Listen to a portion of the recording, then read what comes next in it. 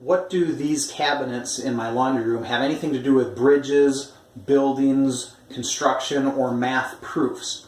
Well, to answer that question, let me tell you a little bit about these. When we moved into our house, these were kind of a gross color that we didn't like, so we decided to paint them.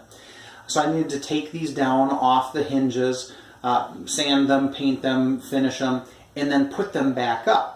Now the directions said that I should make sure to label each cabinet so that they went back in exactly the same spot. I didn't do that. I should have, but I didn't because I thought, well, they're all exactly the same rectangular shape and I can see which ones open up the certain way. So even if I get them switched around, it won't matter. I ran into a problem though with this middle cabinet here. Originally I had this door and this door switched around. And I thought it shouldn't matter because really they open up the same way. They have the hinges in the same place. And if I get them mixed around, it won't make a difference.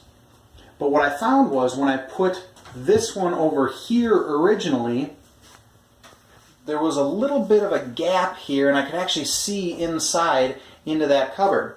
And when I had this one over here originally, the problem was that these two wouldn't close all the way. They were too tight.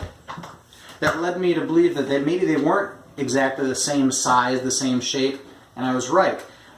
This one had a width of 15 and a half.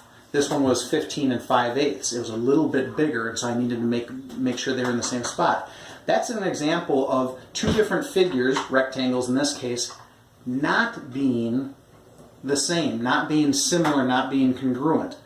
Okay, and we're going to be talking about similar figures because in construction of bridges, of buildings, of other large man-made items, builders often need to find that surfaces, sides, or angles are indeed the same.